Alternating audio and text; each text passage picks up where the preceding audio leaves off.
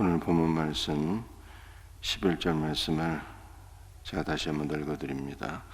집에 들어가 아기와 그의 어머니 마리아가 함께 있는 것을 보고 엎드려 아기께 경배하고 보배 합을 열어 황금과 유황과 몰약을 예물로 드리니라. 아멘. 동방 박사들이 아기 탄생의 별을 따라서 유대 땅 베들레헴까지 와서 아기와 모친 마리아를 보고 엎드려 경배하며 황금과 유황과 몰약을 드렸다, 이렇게 말씀하고 있습니다. 이 황금과 유황과 몰약은 믿음과 사랑과 소망을 상징하는 것이라, 이렇게 해석할 수가 있어요. 먼저 유황은 성전 제단에서 분향할 때 사용하는 재료인데, 이것은 기도를 가리키기도 하고 또 하나님 앞에 우리가 올려드리는 우리의 믿음이다, 이렇게 해석할 수 있습니다. 또 황금은 예수 그리스도의 왕권을 상징하는 것이죠. 황금을 아기 예수께 드리는 것은 예수님이 우리의 왕이시요 동시에 왕이신 예수 그리스도의 통치를 사모하고 소망한다는 거예요. 그래서 황금은 소망입니다. 그리스도의 통치를 소망하는 거예요. 몰약은 병들고 아픈 사람에게 주어서 치료제로 사용했던 것입니다. 그러므로 몰약은 그리스도 안에서 베푸는 사랑이라. 그러므로 황금과 유황과 몰약을 아기 예수께 드린 것은 최고의 예물이었으니 바로 우리의 믿음과 소망과 사랑을 주님 앞에 드린 것입니다. 성탄절을 맞이해서 우리 아기 예수 그리스도께 우리가 무엇을 드릴 수가 있을까요?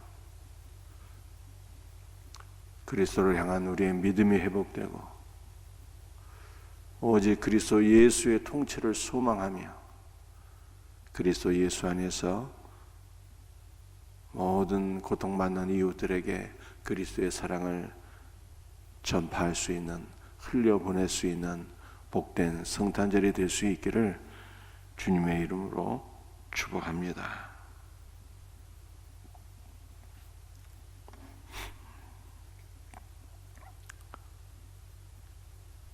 14절부터 말씀을 읽겠어요. 13절부터 읽습니다. 그들이 떠난 후에 주의 사자가 요셉에게 현명하여 이르되 헤롯이 아기를 찾아 죽이려 하니 일어나 아기와 그의 어머니를 데리고 애굽으로 피하여 내가 내게 이르기까지 거기 있으라 하시니 요셉이 일어나서 밤에 아기와 그의 어머니를 데리고 애굽으로 떠나가.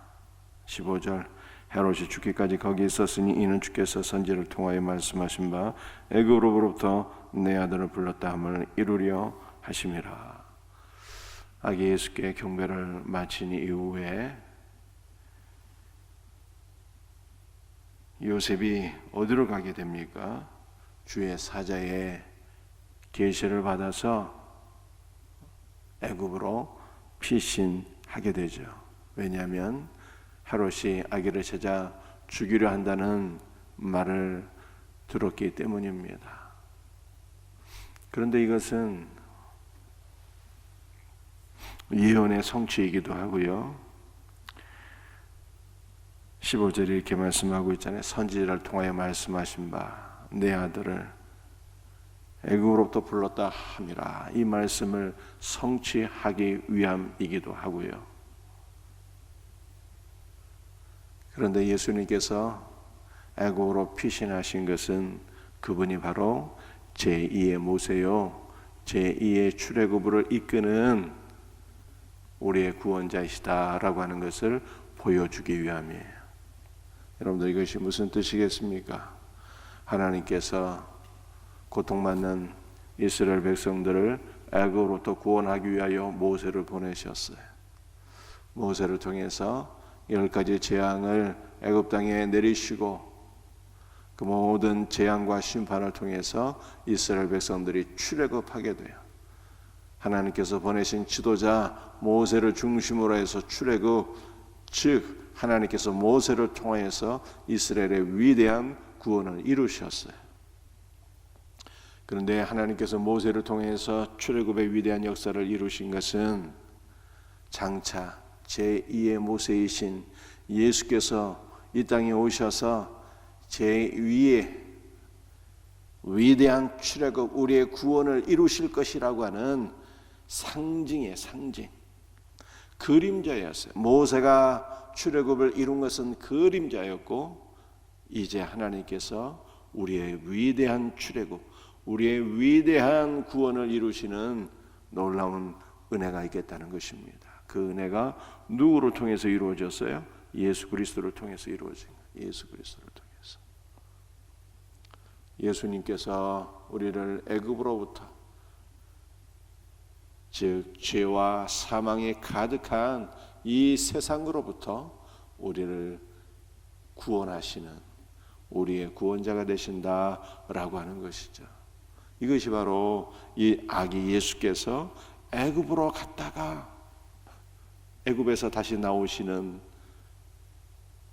말씀을 통해서 우리 주 예수께서 제2의 모세요, 그분이 우리에게 제2의 출애굽, 우리의 위대한 구원을 이루신다라고 하는 것을 보여준 사건이다, 이 뜻이에요.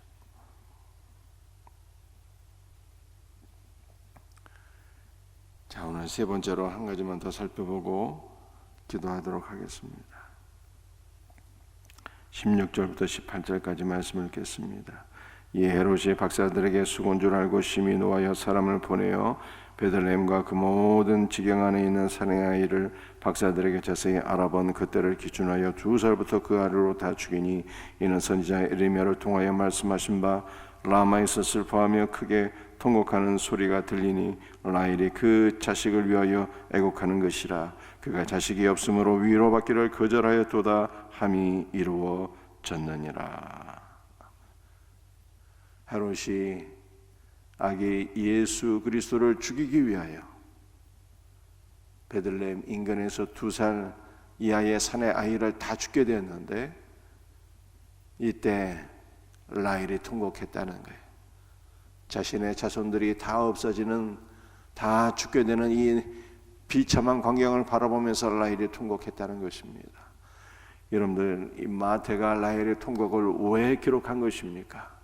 그것은 라헬의 통곡을 통해서 이스라엘이 회복된다는 것을 보여주기 위함이었어요. 여러분들, 라헬의 통곡이 이스라엘 회복을 가져다 준다는 것이 무슨 뜻이겠습니까? 우리가 성경을 보게 되면 라헬은 기도하는 여인이었어요. 야곱에게 2 부인이 있는데 첫째 부인은 레아요, 둘째 부인은 라헬이에요. 하나님께서 레아에게 남편의 사랑이 없는 것을 보시고 긍휼히 여기사 6명의 아들을 주셨어요. 그러나 라헬은 아들을 낳지 못했어요. 사랑받는 부인이었지만 아들을 낳지 못한 거예요. 라헬이 하나님 앞에 부르짖게 되죠. 하나님께서 라헬을 긍휼히 여기시고 여종 비라를 통해서 단을 낳게 하셨는데, 그 단의 이름이 무엇입니까? 판단. 하나님께서 나를 판단하셨다는 거예요. 하나님께서 나를 야곱의 본부인으로 인정받게 하셨다는 뜻입니다. 그래서 그 이름을 단이라 하면서 기뻐했어요.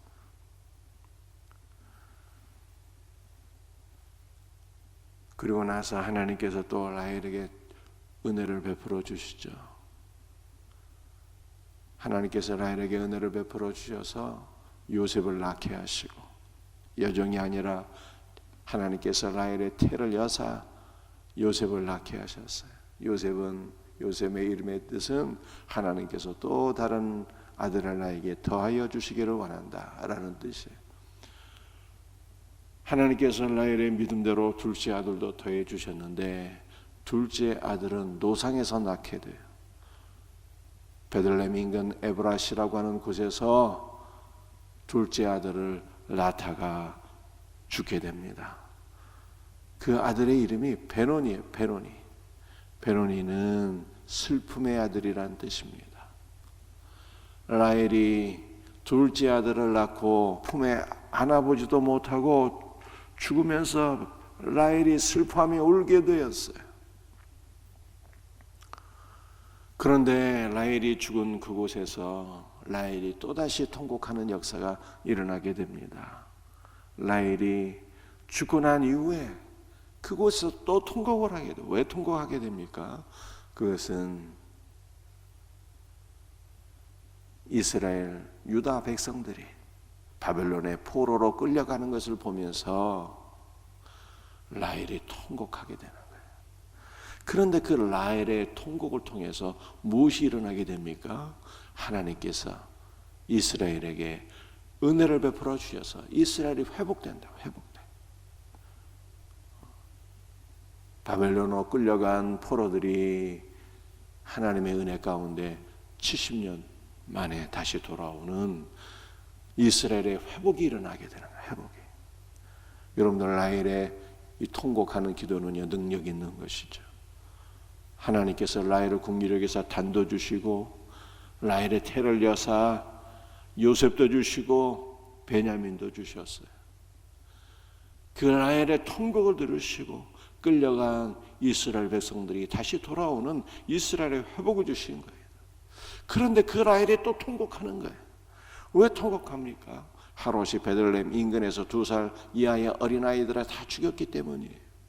그런데 그 라헬이 헤롯의 학정, 헤롯의 그 말로 표현할 수 없는 살육을 라헬이 지켜보면서 통곡하는 것은요, 이제 뭐가 있다는 것입니까? 이스라엘의 회복이 또 있겠다는 거예요. 헤롯의 폭정으로부터 하나님께서 이스라엘을 구원하시는 회복의 역사가 있다는 것을 마태가 지금 말하고 싶은 거라 이 말이에요. 이스라엘의 회복이 그렇다면 누구로부터 이루어지게 되는 것입니까? 이스라엘의 회복은 말씀이신 하나님께서 인간의 몸을 입고 이 땅에 태어나셨는데 그분이 예수 그리스도요. 주 예수 그리스도를 통해서 이스라엘의 회복이 있게 된다라고 하는 것을 마태가 지금 기록하고 있는 거예요. 누구의 기도를 듣고? 라헬의 기도를 들으시고. 여러분들, 예수님은 이스라엘의 회복만 이루시는 분이 아니에요. 우리 예수님은 영적인 이스라엘, 하나님께서 택하신 우리 모든 하나님의 백성들, 곧 저와 여러분들의 회복을 이루어 가시는 분이에요. 그러므로 우리는 누구 안에서 회복을 경험하는 것입니까? 예수 그리스도 안에서 회복을 경험하는 거예요. 주 예수 그리스도 안에서 회복을 경험하는 복된 성탄절이 되기를 주 예수의 이름으로 축복합니다.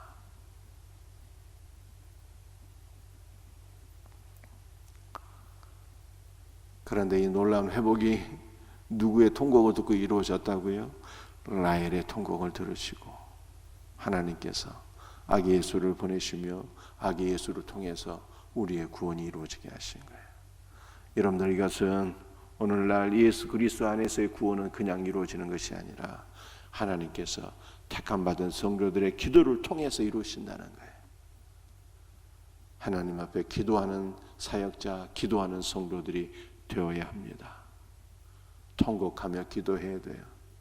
가정의 회복을 위해서, 교회의 회복을 위해서, 나라와 민족의 회복을 위해서, 한국교회와 선교지의 회복을 위하여 하나님 앞에 라헬처럼 통곡하는 성도들이 되셔야 합니다. 기도할 때 우리의 기도를 주께서 들으시고 예수 그리스도 안에서 우리의 삶을 회복시켜 나가시는 거예요.